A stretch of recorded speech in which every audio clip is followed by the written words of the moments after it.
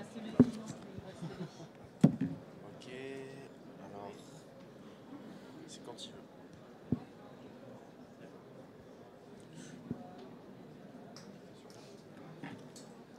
Quentin, bouge plus. Quentin, bouge plus. Alors, bonjour, mesdames et messieurs. This is going to be an interesting presentation because I speak English and I speak a little bit of very bad French. But I have everything written in French, so hopefully my grammar is correct and my pronunciation is perfect. How many of you speak English? Just out of curiosity. That's pretty good. Oh, okay, I'll feel a bit better now then. So please forgive me if I make any mistakes. Also, please forgive me, I walk a lot, so I apologize to the cameraman. I walk back and forth. So, je m'appelle Patrick Hofmann. My parents are Swiss. I was born in Canada. Nonetheless, my French is terrible. I learned French in primary school and high school, but that was, 30 years ago. So I apologize that my French is poor. My career was as a technical writer. I started as a technical writer. I basically continued all of the theory of technical writing and applied it to pictures. And in studying those pictures, those images, those icons, I became a usability researcher. And because I wasn't convinced that my pictures were as easy to understand as the words that I was writing. And later I found out that things were working quite well, and I will share that with you today. Currently, I work in Sydney, Australia, on Google Maps. I've been there now for almost 5 years. But a little bit about me. Why is this important? I'm a triplet. And I have a brother and a sister that are the same age as me. Why is this important? Because if we are sort of genetically, demographically, practically identical, maybe my sister and I aren't identical, but my brother and I definitely are we the same users? Do we read information the same way? Do we use products the same way? Are we confused by the same things? It's an interesting question. Voici, nous sommes à un an, 1 year old, à 2 ans, 4 ans, 17 ans. Excusez pour le saut, nous étions vraiment moches entre 5 à 16. 25, 29 et 40. Comme nous avons grandi, bien sûr, nos caractéristiques, nos intérêts, nos expériences, nos compétences ont augmenté. Ma sœur est droitier, mon frère et moi sommes gauchers. Ma sœur est analytique, mon frère et moi sommes créatifs. Ma sœur est hétérosexuelle, je suis gay et mon frère, nous ne savons pas. So if we are unique in our experiences, in our interests, in our skill sets, will we interpret icons, images, written text the same way? And the answer, unfortunately, is a little bit of yes and a little bit of no. So I want to see how we compare with my brother and my sister and I. So the agenda, very quickly, is we have a guessing game. I'm going to put you to work. I'm also wanting to talk about one of the most important factors of icons, and that is simplicity. Why simplicity? And why is simplicity, to me, simplicity is equally as important in our written words, in our information that we write, as it is in the information that we draw. I want to talk about my landmarks, my site d'intérêt, the icons that I created at Google Maps. And I also want to share with you my research with children. And why is it important, even if we don't specifically create information for children? Why is studying age group important? And you will see why later. And at the end, hopefully, we will have a moment for some questions. J'espère en anglais. So, jeu de devinette. All right. So, please, for each of the following slides, dites-moi ce que vous voyez, s'il vous plaît. Okay? And I want you to say it out loud. Okay? Ready? 3, 2, 1. Qu'est-ce que c'est? Une cassette. Une double machine à laver. 2 eyes. Ah. Des yeux. Des seins. Une poêle. Bob l'éponge. Which in English is SpongeBob SquarePants. I think Bob l'éponge sounds much better. It's difficult for many reasons. And one of the reasons is that these geometric forms really are too simple. They don't provide enough detail. It's too ambiguous. It provides ambiguity. So what can we do to make it less ambiguous? Okay, next guess. What do you see now? Balls? It now looks more like eyes. And only because all we did was move them a few pixels up to the top.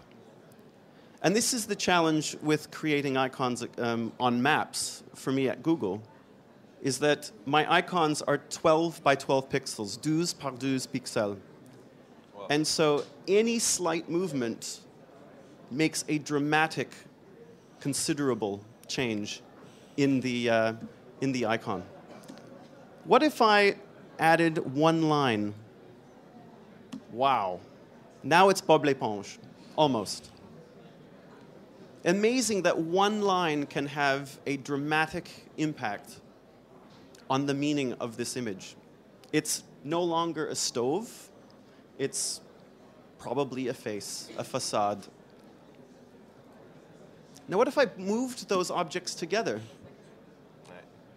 Now it's no longer a face. It is, how you say, a magnetophone? Yeah. It's a tape recorder. It's a reel-to-reel. And again, the slight change in position makes a huge difference in this visual. Now I put the circles underneath. What do you see now? Yes, it's like a cart. Yeah, it's essentially a cart. And for the first time, maybe with the exception of Bob l'éponge, the square, le carré, is not it's not a frame. It's the actual object. And this is one common usability problem with icons, is that it is difficult to know what is part of the object and what is the frame of the object. Here, the square is not a frame, it is part of the actual object itself. And when we work with icons that are very, very, very small on our screens, in the side of our documentation, on a map especially, this shape, this difference between frame and the object itself is very, very important. Let's put them back into the square. Now, c'est une poêle. It's really like a stove. Some people say, oh no, it's 4 Mexicans wearing sombreros. So what can I do to make this look more like a stove? I can add 4 pixels. That's it. Or it could be 4 Mexicans drinking beer. But anyway, but it looks more like a stove. As you see, the smallest change makes a dramatic impact. But back to les seins, if I'm pronouncing that correctly. What can we do to make this look less like a human torso? And it's interesting that if all I do is remove the belly button, the navel, and add a couple of lines, does anyone see anything different? Excellent. Who sees the face of an animal? Fish. Ah. And this is the problem with images that are cropped, that are cut. We need to use cropped images in order to magnify the information inside of it, because sometimes the information is very small and we need to make them bigger. But it's interesting that here it looks like, from Wallace and Gromit, it looks like the face of a sheep or a dog. Not a female torso, although it looks like a female torso. And this is the challenge with icons. We strip away and strip away and strip away, take away as much information as we can to make it simple so that the icon can be instantly recognized. An icon should not be read. An icon should not be something that is studied. If I study it, it becomes a painting. It becomes a piece of art. And an icon is meant to just communicate instantly, just like our words are supposed to communicate instantly. And so, but herein is the problem. If we keep taking away words and taking away words and taking away words, what are we left with? Hopefully, the message in its purest form. But it's not just about simplicity. What about where the icon is placed? So, what does this signify? On a flag. Yeah, it could be Switzerland, it could be the Red Cross, it could be a hospital. On a calculator, it's a plus sign, an ad. On a website, it could be more, it could be expand, it could be, it could be add something. On a building, probably a hospital. On the side of a medicine bottle, it would mean medical information. And on a map, it probably means hospital. How about this? In a hardware store, it means what it is. It's a light bulb. In a technical manual, it's a tip, a note, something like that. And in the above somebody's head in a cartoon, it means, enjoy, idea, so on and so on. So placement and context are also very, very important. It dramatically changes the meaning as well. So these, to me, are the most important factors about icons. Our familiarity, the connaissance. How does it relate? How does the image relate to things that I am familiar with as a user? Where is the icon being placed? And specifically, what's the placement of that icon within any given area? A map, a hospital, and so on. And how simple it is. And I want to talk about simplicity. It's quite important. In Germany, I think it was the early 80s, the German road network changed their road signs. The image on the left is the old image. The image on the right is the new image. And you'll notice that kilometers, the unit of measure, was taken away. Why?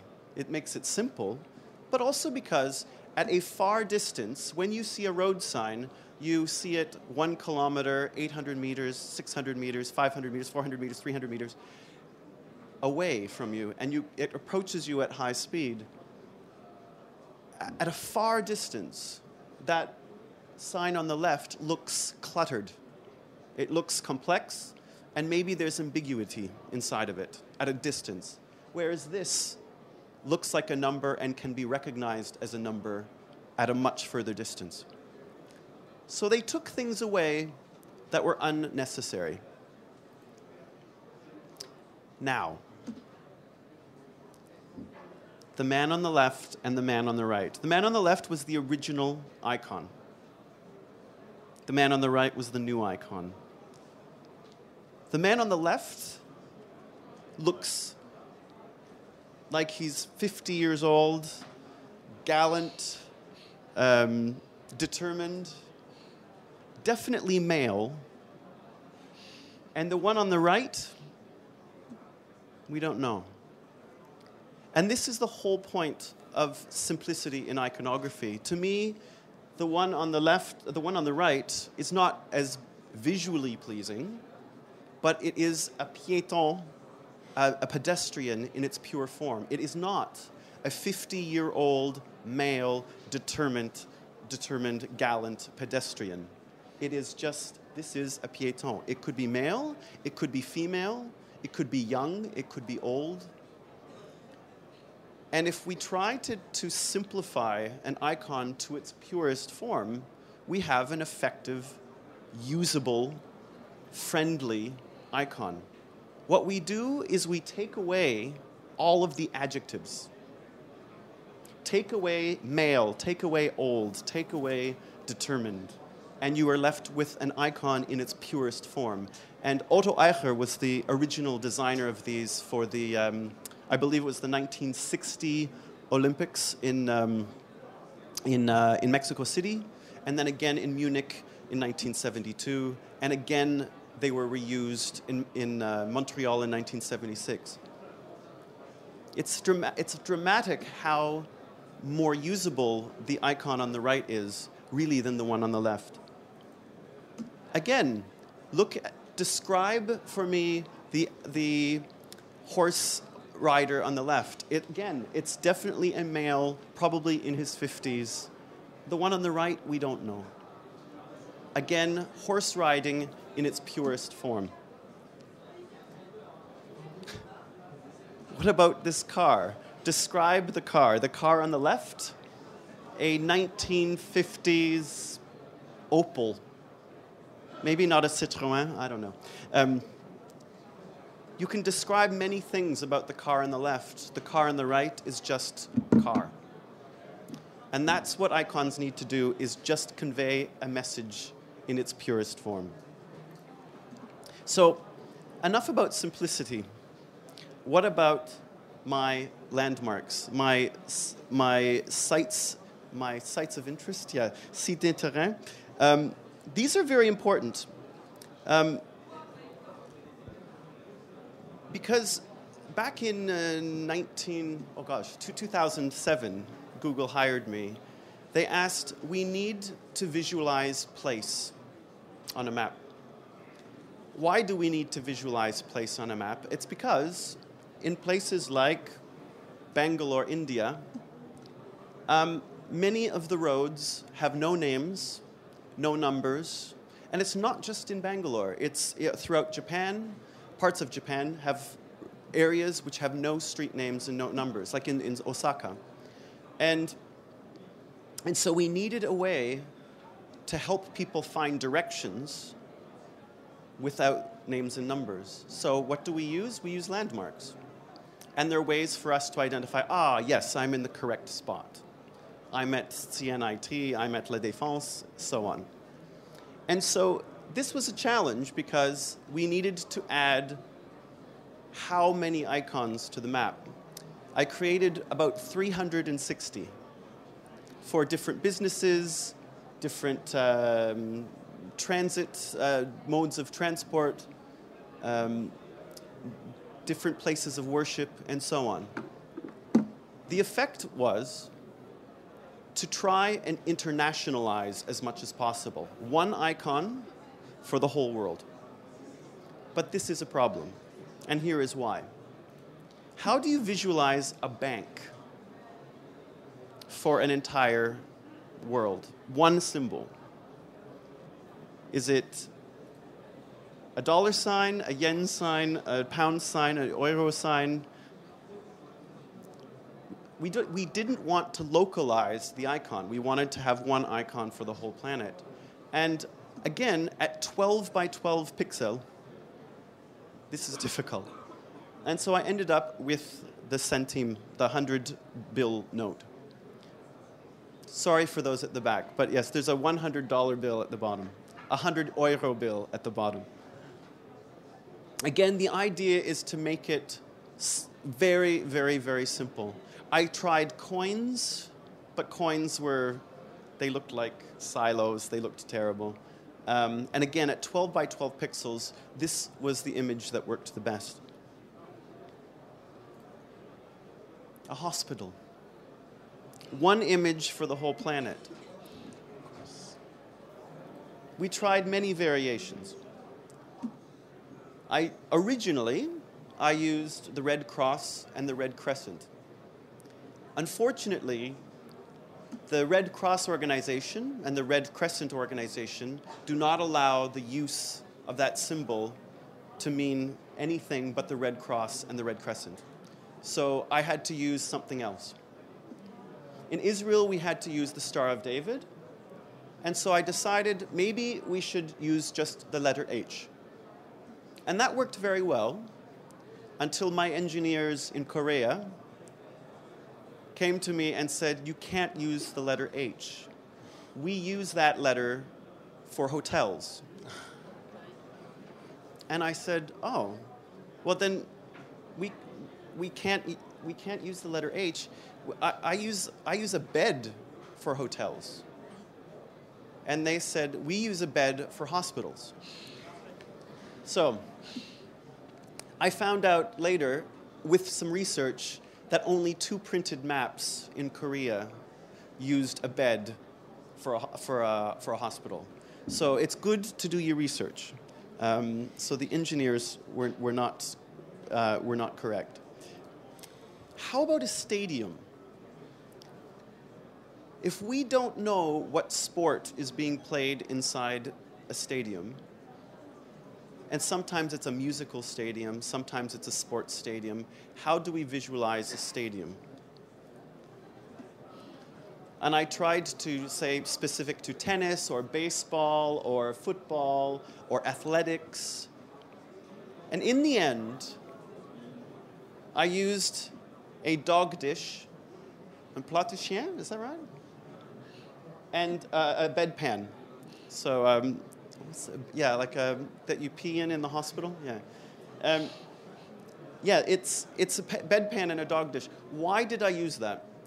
Because the seating, the amphitheater icon, those U's, too complex.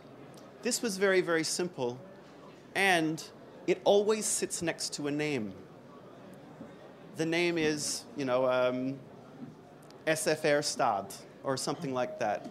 And so it is a learned icon. C'est une icône appris, right? It is a learned icon.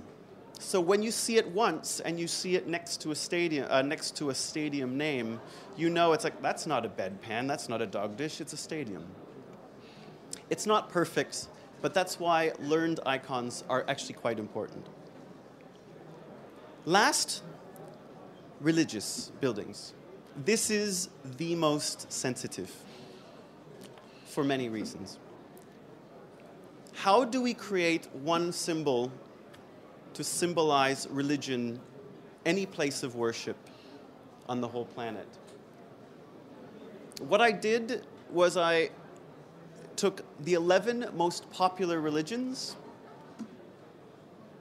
and I took their architectural type, the buildings, and I made them all into a single architectural style. Every church, temple, mosque, synagogue has usually a facade, and it's a nice silhouette. And they all have characteristics that are definitely mosque-like, or definitely church-like, or definitely orthodox or non-orthodox. And so that is what I ended up with. A little bit of synagogue, a little bit of mosque, a little bit of church, and so on and so on. And no complaints. It was really quite interesting. However, now, if we do know the religion, we often use these in places around the world. It is nice to get a texture of a neighborhood, of a region, of a country, based on the different religions that are there. And so in Bangalore, India, par exemple, we often have neighborhoods which have many of these symbols in it. And it's really nice. It gives you a texture of multi-ethnicity, multi-religion, and so on. So we find it helpful. But again, very, very sensitive. Now, the funnest part, age groups. And is my English, everybody understanding okay? I have all of these French notes, but thank you very much. Age groups, I started studying age groups, about 10 years ago. And I found that with mobile telephones, computers, games, that really the digital and social information age was expanding our audience. Back when I started 20 years ago, or actually, 20 years ago as a technical writer, I wrote for adults. All the information I wrote was software, systems, installations, yada, yada, yada. And now, a lot of the information that we write and prepare is for people of all ages. A 6-year-old boy and a 96-year-old woman will both use a mobile telephone. But the information that we provide to them is almost always for an adult. The elements of the interface of the screen are almost always for an adult. So I said, I will test icons on children. So what I did in Canada and in the US, in New Zealand, in Australia, and in Switzerland, where my family is from, I presented a series of icons to children. I asked them to draw illustrations, and I also asked them to guess, a jeu de devinette. I asked them to guess what the icons were. And here are the results, the most interesting results. What is the symbol for a telephone?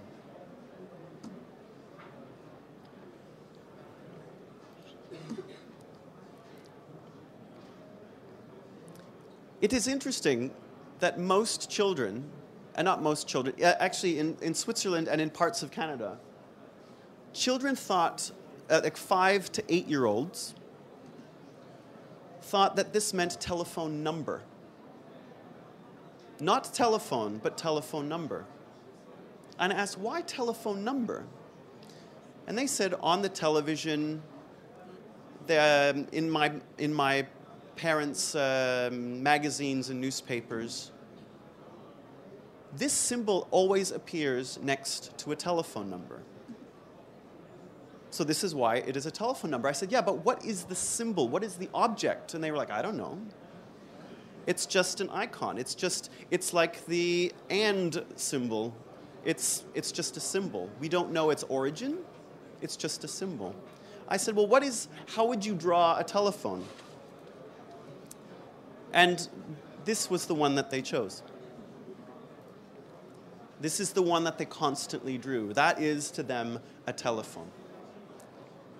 Very interesting. So, telephone number and telephone. In Australia and in New Zealand, this sometimes means mobile telephone for some delivery, for pizza businesses and couriers and so on. How about films and video? Imagine what would be, I want to go and I want to click on my videos. What icon would a child press? Here were the options. And I presented it as a series of flashcards. Which one did they choose? That one. When I asked them, what is that? They said, I have no idea. They said, we always see it at the cinema, we always see it on entertainment programs. We always see it on my popcorn box at the cinema. We see it in magazines, in print, and on TV. They would have no idea that that is celluloid, but it doesn't matter. It's an effective symbol for cinema. The clapper on the bottom, was a close second, but that symbol worked very, very, very well. How about music, songs? Again, as a child, if I'm going into an interface, what represents music to me?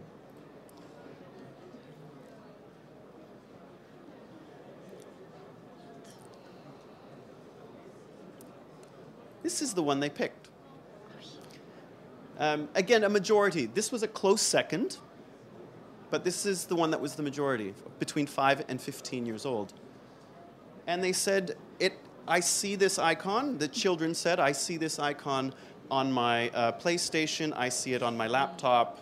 And a majority of them understood that it meant a microphone because they saw the microphone in some music videos, like Christina Aguilera or whatever artist using an old microphone.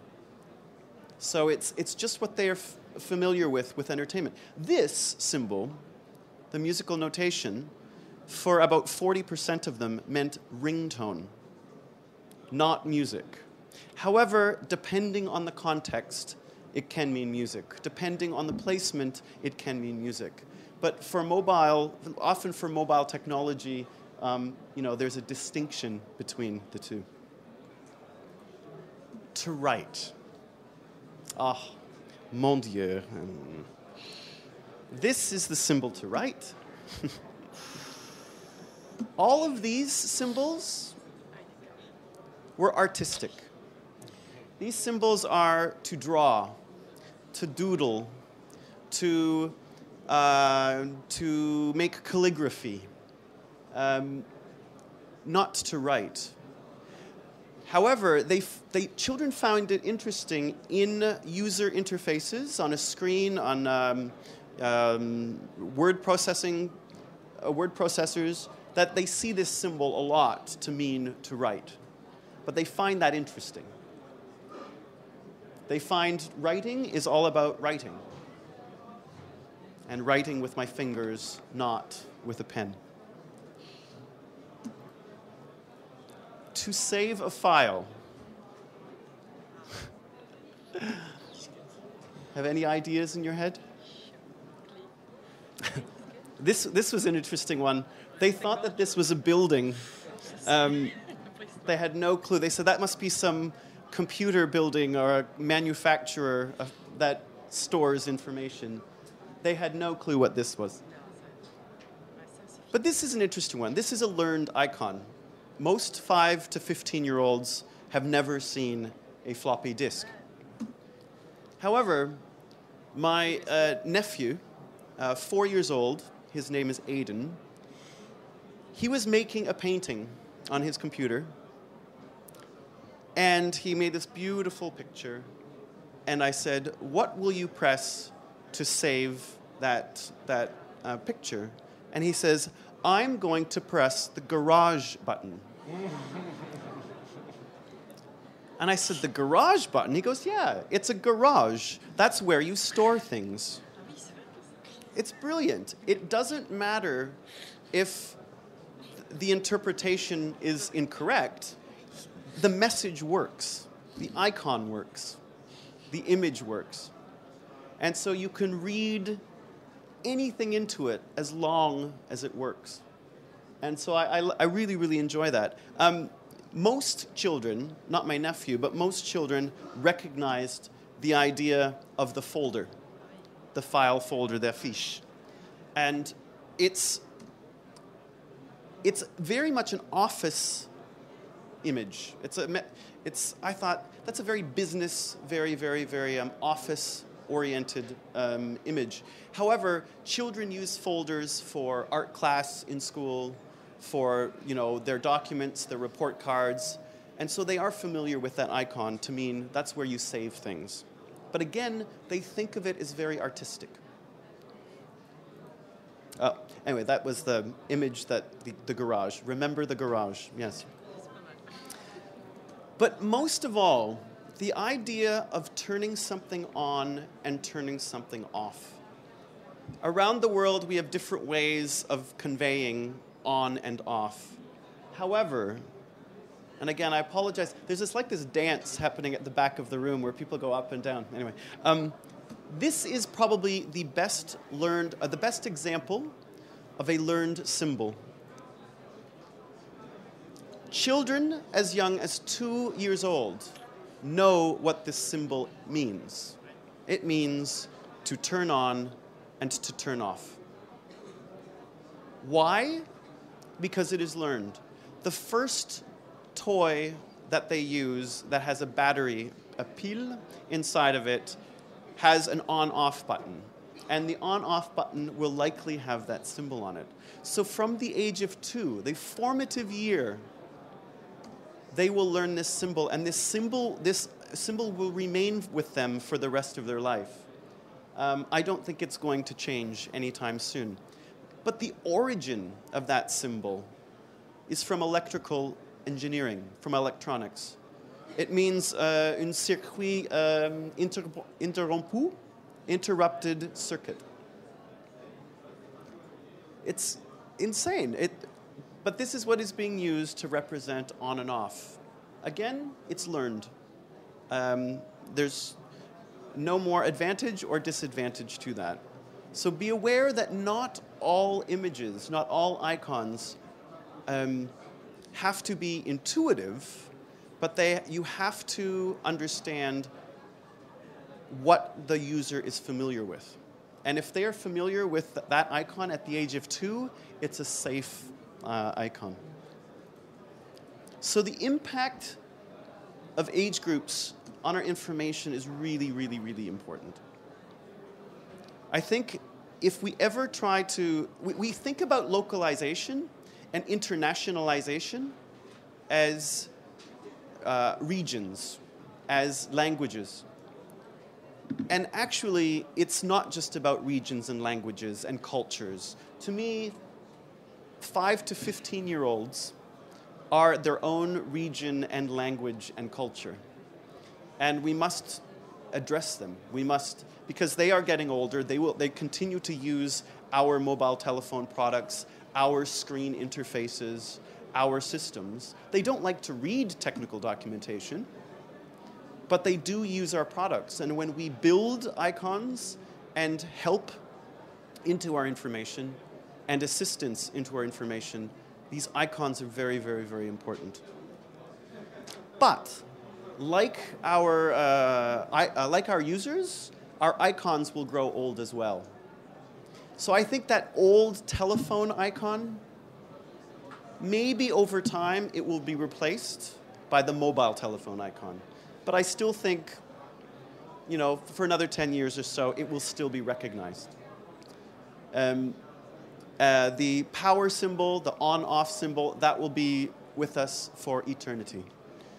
But also, it is very, very important to test your work, test your designs however you can. I invite myself into classrooms, into children's museums, to talk with children to find out how they work. We should do the same with any of our users. Sit down at a bar, buy a beer, ask them what they think of this design.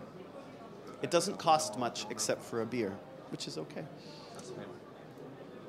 So to take away, I think icons provide very good visual anchors to information. They help users scan information. They help users find patterns in your information if they are used effectively.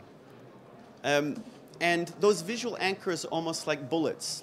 It's a way to draw the eye, much like a heading, a title heading. If we had all of our text exactly the same size, we would not be able to scan it. We would not be able to, find the right page if everything looked the same. So we need these little visual bullets, balls, anchors to help us help the users scan the information. It helps them go through information faster.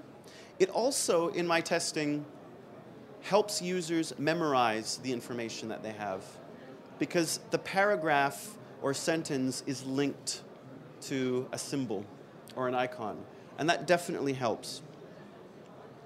However, the more complex an icon is, the more it takes to read. And as soon as an icon is studied or read or analyzed, it's no longer an effective icon for the user. An icon should be instantly seen and saying, oh, yep, I think that's a power button. It shouldn't be studied. So you keep icons as simple as possible. Otherwise, they are not effective. Again, they should be instantly recognized and not read and analyzed. And in a series, when you have several icons together, like on Google Maps, I created the icons so that they were distinct from one another. If I made all of the icons look the same, in the same shape, same silhouette, people would be like, oh, is that a restaurant, or is that a bar, or is that a hospital? I had to make those icons look distinctive from one another. And again, try to consider age groups as cultures, as different languages. I think it's very, very important to try to either internationalize or localize our information to age groups. Also, a question of size. This is not an icon. Size matters.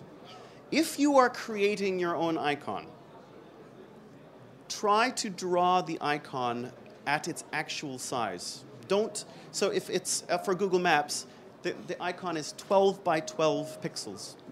So I will draw that icon at 12 by 12 pixels. If I drew that icon on the size of an A4 paper, and then I shrunk it to 12 by 12 pixels, I would have probably too much information, too much detail, and it would just be fuzzy.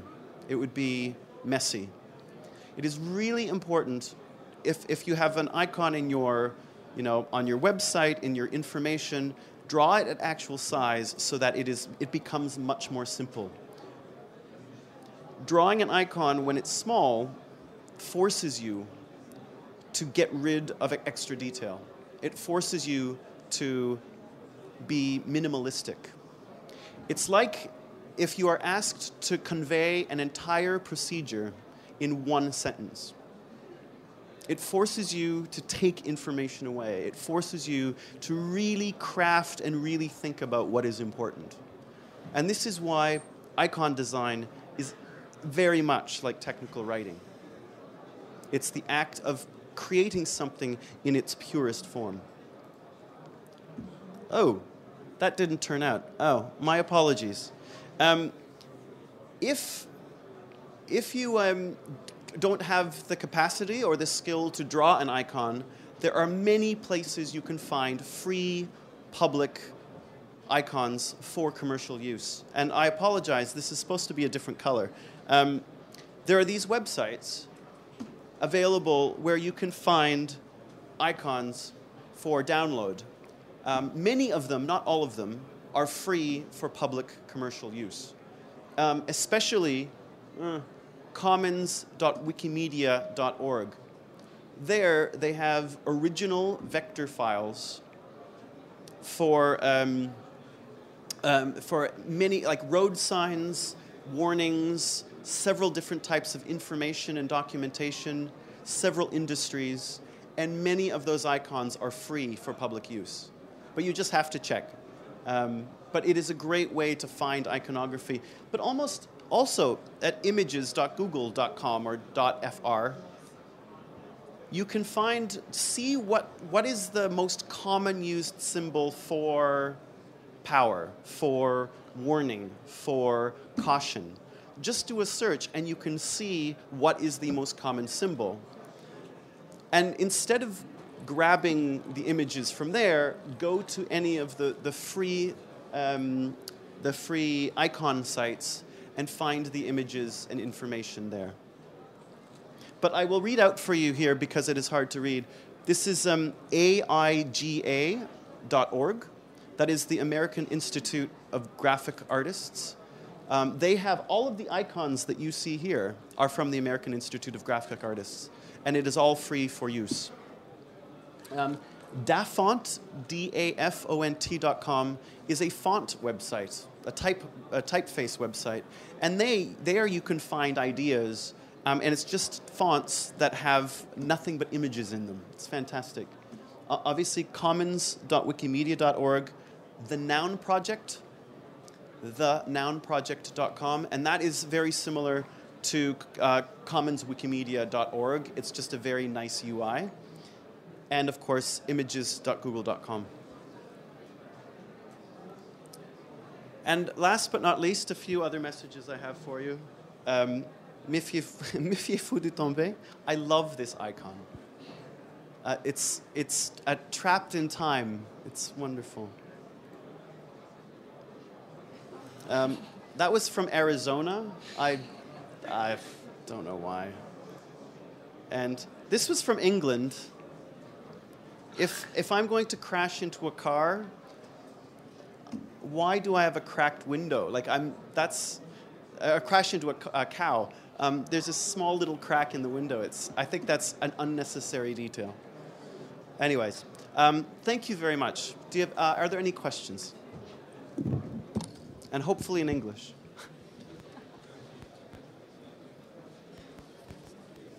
Okay. Okay. Oh, yes, Marie-Louise. Bonjour, Patrick. Well, you just explained us where to find lots of icons. Yes. So the result, in my point of view, is lots of people are going to put lots of icons in their documentation. And the reason I'm asking is, why do you put so many icons in your documentation if you then need to write a legend or an explanation to the icon? This means it's not very easily understandable. Yes. And that's a big problem, having too many icons, and we need time to understand them. Yes. So what's your solution? That's a very good point. In any information, I would like to clarify with a few points.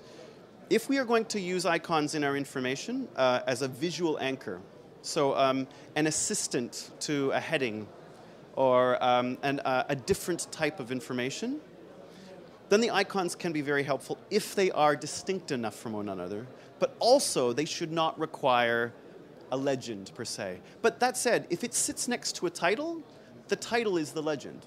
I mean, it becomes just a way of embellishing or amplifying that type of information. So it could be a note, it could be a warning, and so on. But yes, don't put tons of icons through the information. Once a user mistrusts one icon, they will mistrust all of them. And so you have to be very careful when and how you put icons into the information. So typical ones like warning and tips and so on, that's absolutely fine. However, you make a good point. On maps, especially on maps, if you look at a map here, for example, of the conference, it's very good that they didn't provide an icon for every single type of exhibitor or vendor. Could you imagine if we had a localization icon, a data icon, a software icon, and this icon and that icon? If we had so many icons, it would become a mess. And this is what we try to avoid on Google Maps, is showing too many icons all at once. They have to be distinctive from one another and without a legend, absolutely. So use good judgment, but this is the reason that testing is so important. Your users will tell you, oh my God, there's way too many icons. And so that's when you learn to pull back and say, is this better? Is this better? Does the behavior change? Very good comment, thank you. Yes? Thank you. But then, for example, if you want to write a warning or something like that, do you recommend using an icon or maybe a style, a specific style like a bolded font, or maybe both? Yeah, you can use a specific font style and so on. It depends on the nature of your information. So if you have many distinctions of warning and caution and extreme warning and extreme, then it becomes a bit unusable. So I talk about the levels of terror alert. And so sometimes there are, code level red, code level orange, code level blue, code level green, It's like, if there's warning, if there are specific types of warnings, give me extreme warning that will, if something is going to kill me, if I use it, that requires an extreme warning. If something isn't going to kill me, then it's just a caution. I would say have 2 or 3 types of warnings and no more. And give it an icon for sure. But not 5 or 6 or 7 different types of warning.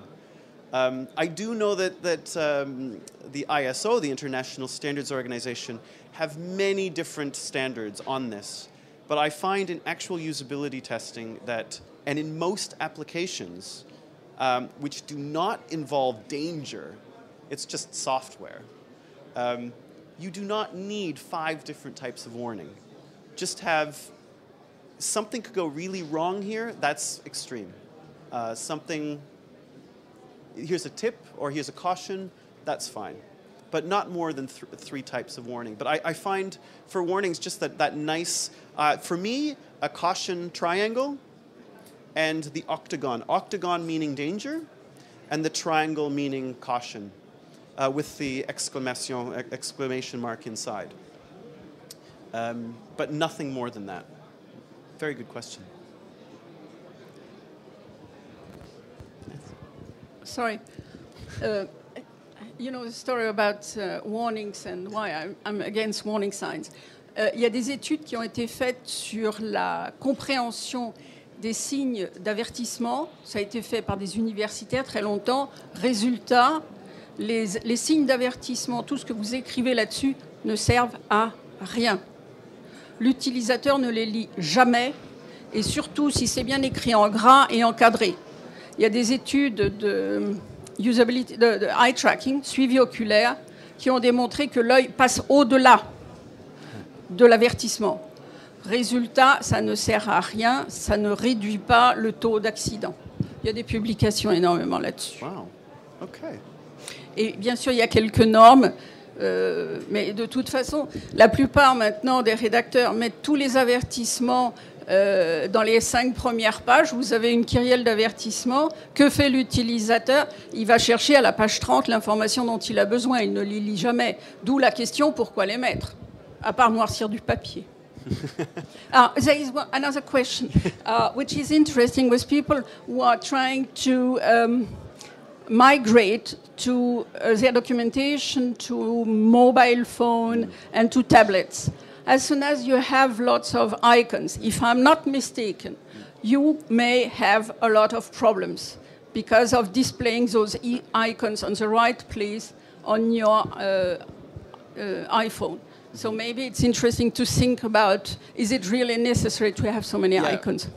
Absolutely. I usually have multiple versions for different devices, but and that is a challenge, and it is an investment as well, and that's definitely one worth weighing, because if it becomes, but the thing is, it's ultimately it shouldn't be about your as a writer or as an illustrator, it should not be about your efficiency, it should be about your users. So if the icons are helpful to the users, then you put them in, even if you need a version for the iPad, a version for the mobile phone, or 3 or 4 for mobile phones of different resolutions, and 1 for print. It's ultimately depends on how important it is to the user. And if it is, you make that investment. Very good. Alors, merci beaucoup to everyone. Thank you.